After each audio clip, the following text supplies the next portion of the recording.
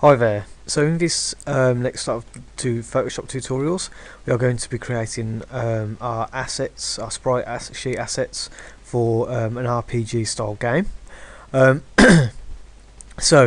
just before we begin, today's lesson is going to focus on flooring, so outdoor flooring, and that's going to be sort of like a pebble rock. Just a couple of things I want to run through before we begin. Firstly, is your pixel management. So here you'll see that I've outlined all the different shapes and sizes as we sort of double each width and height from 32 to 64, 128 pixels to 156 pixels. Now, excuse me.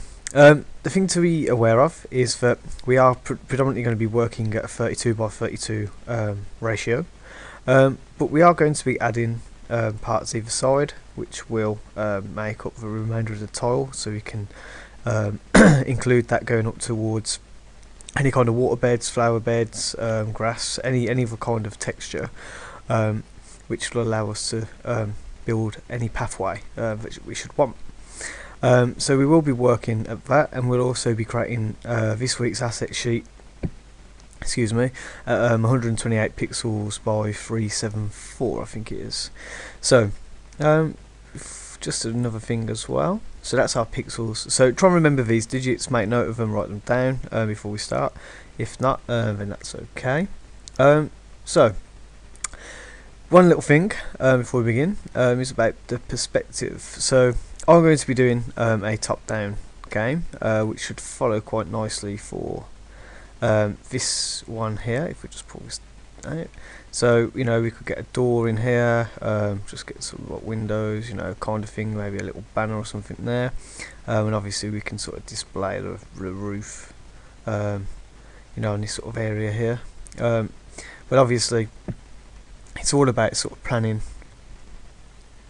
how you want your environment to look. So some of you will be just tidy that up a little bit, will be on a side scroll, which would be sort of suitable for this one here. If we want to mimic the depth, we've got obviously a top down like RPG style, we've got isometric. You may want a flat side scroll, and you may want a complete top down, in which case we'd be looking flat on the square. But adding depth allows us to create a much more 3D looking environment. So yeah, that's how that would work. The other thing to consider with this is adding shade. Okay. Now the lighting will also work in with the idea of this idea of depth, and what we want to do is ensure that we sort of light things separately to, you know, add to that effect even more. So that's just a couple of things to start with. So we might as well begin. So in the VLE resources folder, in the Photoshop resources, you'll find this image that I've taken from Pixel Bay, which is a sort of free to use, royalty free website. So what we're going to do is use these patterns as the basis of our flooring. Okay. Now one of the immediate problems that we're going to have is that this is not seamless. These, you know, the top of here does not match up here. So if we were to duplicate this image and place it above, it would be completely off. Okay, so if I can just make a quick example of that. So we'll just go, I'll just copy this, no, we'll go in an A4 sheet just for this demonstration, or A3, doesn't really matter, and we'll just copy that twice, 3 times, just to sort of demonstrate the point. So if I was to tile these together, they don't match up. Okay, they're completely off. So what we need to do is to get these to be seamless, and that means then we can keep making multiples of each one. So first thing we're going to do is use the offset tool. So we're going to go to filter, other, and go offset. Now what we want to do is try and get these lines as in the middle as we possibly can. Okay, so roughly around there, I think. Okay, now what this means, we click OK. What this means now is that anything that's on this side, so I'm just going to get a different colour. So this part here actually matches up to this and to this down here. Okay. What this also means is this one here matches up with, so this one at the top again next to it matches up with this one at the bottom. Okay. What this also means is that, let's get a blue, our side here actually matches up with this one here, and we could, for argument's sake, we could say this piece matches up with this piece, and again, just get another colour. Our side here matches up with this side here, and this side here actually matches up with this side here, and then again, finally,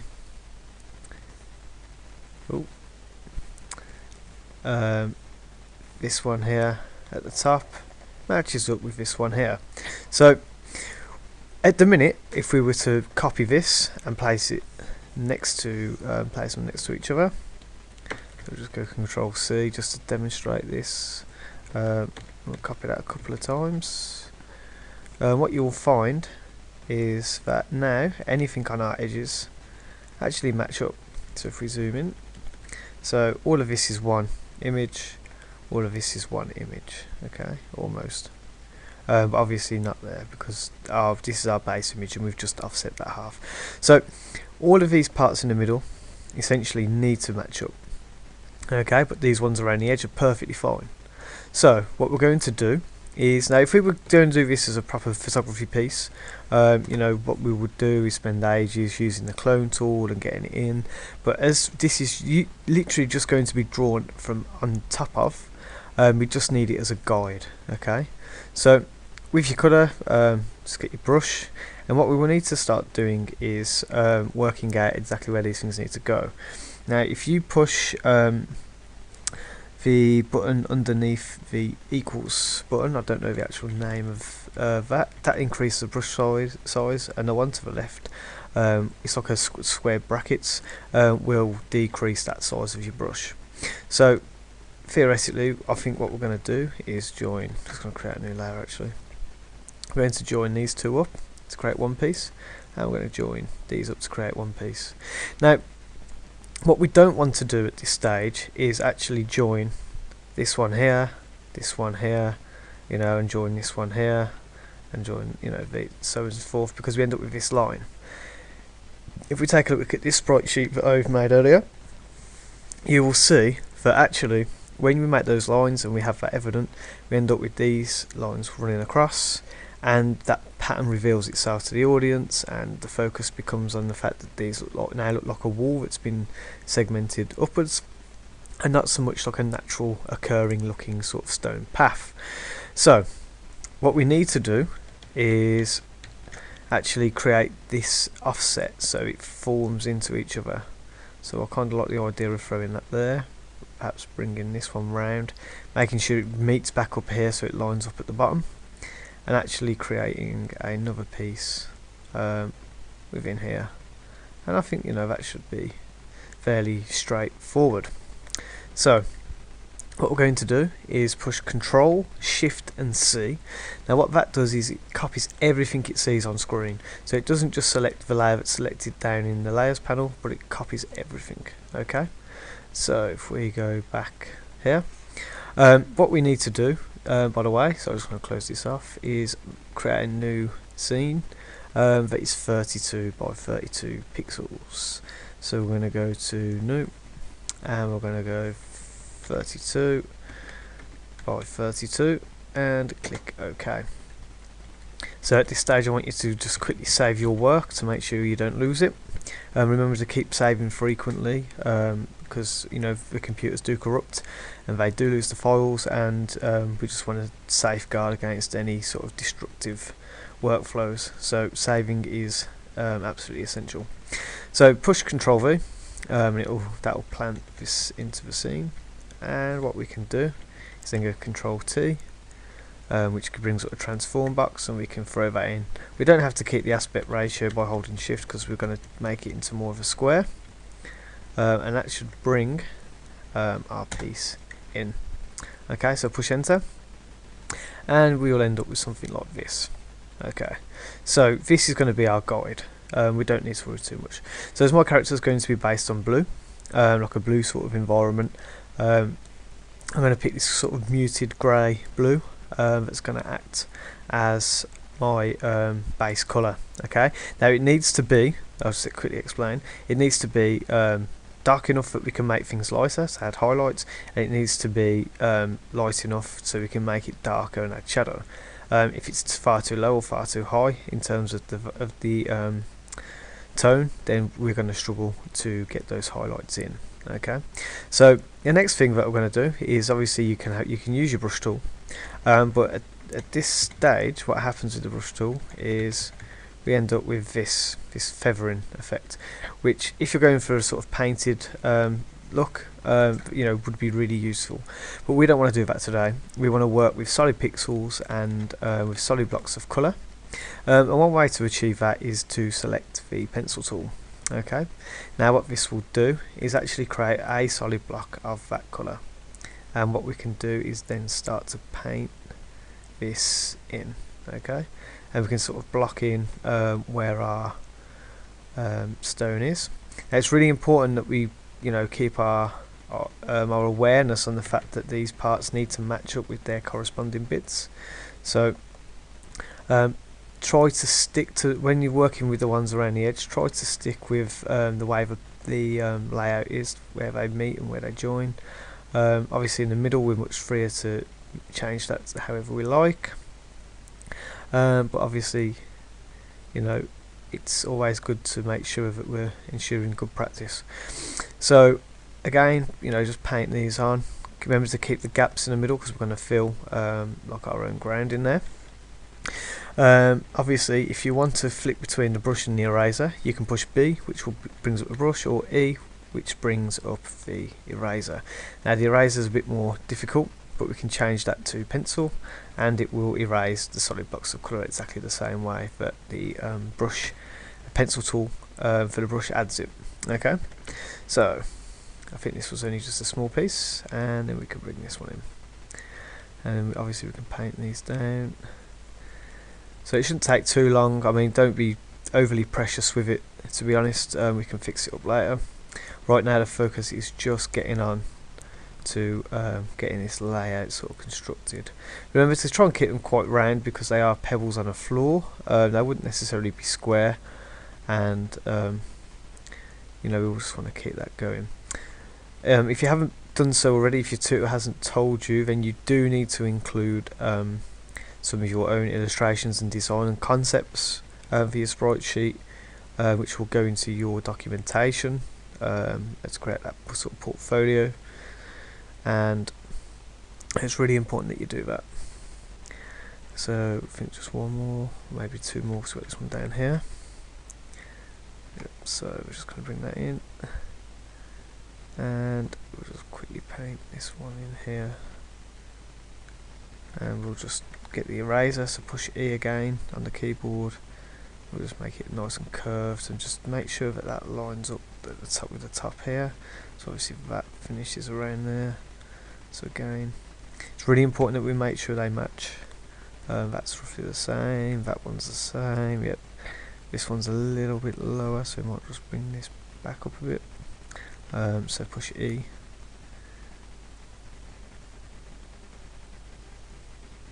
Okay, and then that sort of matches up. It's okay if it's a little bit off, that's fine. And yeah, I think we can probably make this one a little bit bigger. So again, as I said, don't get too overly precious though. So once we've got that, we can hide our background, and that's sort of like our rough layout for this. So just for a quick demonstration, I'm going to copy this. We'll do it on this scene for now. We'll just copy a few of those, and I'll just quickly demonstrate how they match up. So this is our first sort of check. So as you can see down here, there is a big discrepancy here, so we're just going to go back in and reflect that, so that's between the top and the bottom. So we do have room to add 1 or 2 pieces across there, so between this one and this one, so we just need to paint some in. So let's get our brush, and that should do it. So again, we'll just delete these very quickly. So remember to just keep checking these. The sooner you identify any discrepancies, the much easier it's going to be further down the line to solve them. So, oh, I'll put it, there we go. So cool, we've got our sort of first sort of floor looking tile, which is great. So the first thing we need to do, well, sorry, not first, the second thing we need to do now is actually add the background underneath what are these stones encased in, which obviously will be mud. Sorry, my phone's ringing, and we're going to go to, sorry, that's just thrown me off, and we're going to fill this layer, sorry, and we're going to fill it in brown. Now remember, if you haven't done so already, please rename your layers. I know every session I'm sort of really banging on about that all the time. So we'll just call that one mud, and we'll call this one pebbles. I think for now that'll do. So what we need to do is, I mean, this is okay, but it's still looking really flat. There's no sort of 3D element to it. It still looks like just, you know, it's 2 colours. It doesn't feel like it's coming out.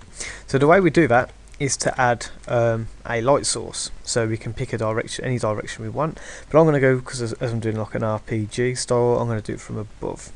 So with our colour, we're going to select a lighter tone, okay, a lighter value, and we're going to just literally where's the brush, so push B for brush, and then we're just literally going to paint the top half of these. We're not going to do the bottom half because that's where the shadow is going to go, because that's where it's going to be cast from. Okay, just anything that looks like it's at the top, get that on there, not at the bottom. So that's my mistake. And you know, it really shouldn't take too long at all. Once you can spot them out, and again, just do that.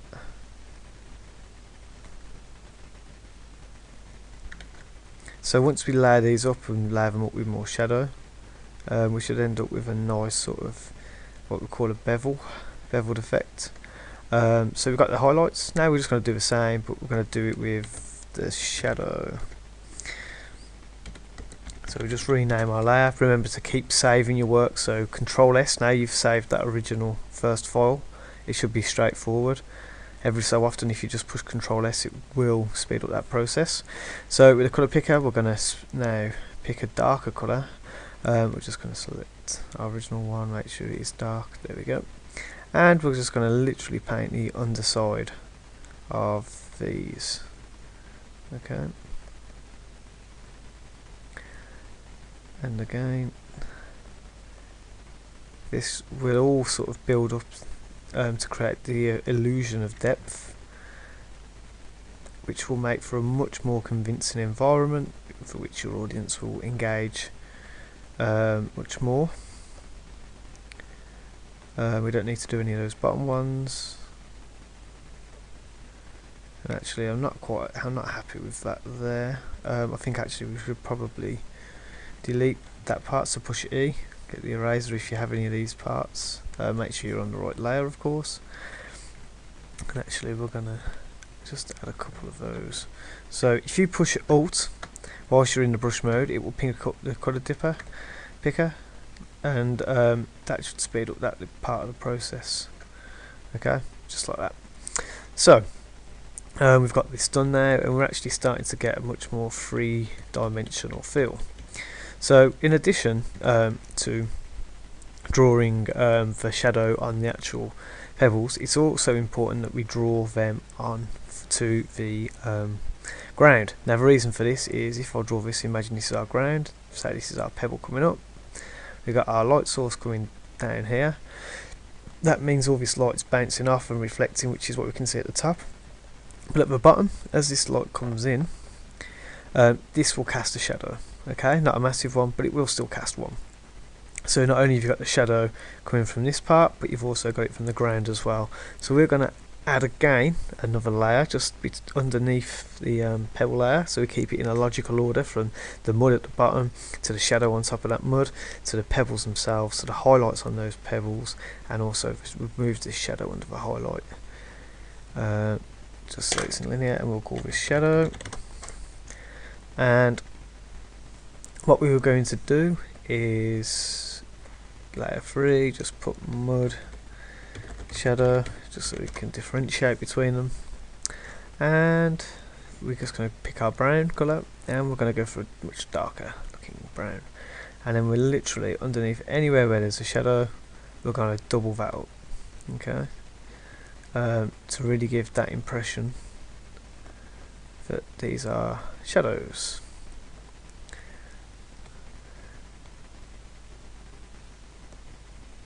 So we can just build that in really quickly.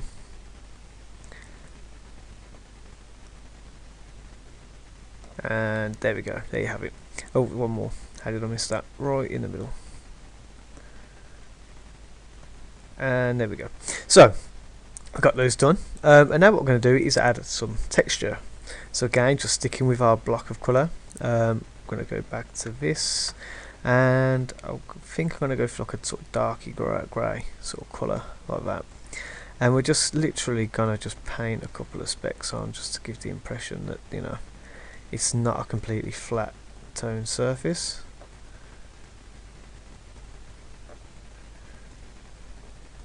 So again, you know, there are definitely much more realistic ways of painting with this technique, but we'll come to that later on. At this stage we just want this real sort of pixel art looking effect. Okay, so again we're going to select our image, we're going to go Control C, we're just going to test it out quickly. So again, the first thing I've done wrong here is I haven't actually copied every single layer, so I push Control, Shift and C and it will take a photo of all of these. Okay, and we'll just quickly check to make sure that how that's looking. We'll delete these ones that we had from before. And there we go. So let's take a look. Cool. So they're all sort of matching up and they're seamless, and you know, they really work together. Looks slightly like leopard print maybe, but with different colours. But again, it's there. So what we're going to do is just double click and rename this as texture, and then we're going to create a folder. And we're going to call this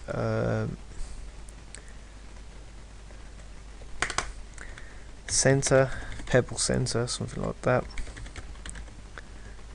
or floor center. In fact, we'll go floor center, and if we can delete this old layer now, and what we're going to do is push Control C. We're going to go File, we're going to go New, and this time we're going to create a file that's a 374 pixels by 128, and we're going to push Control V, and now we have our first tile complete for our first sprite sheet. Okay, so we're going to leave that there for now. Just make sure you've saved everything, so save this this new sprite sheet, save your original file here in case we need to come back and edit it, and I will see you in the next tutorial. Thank you.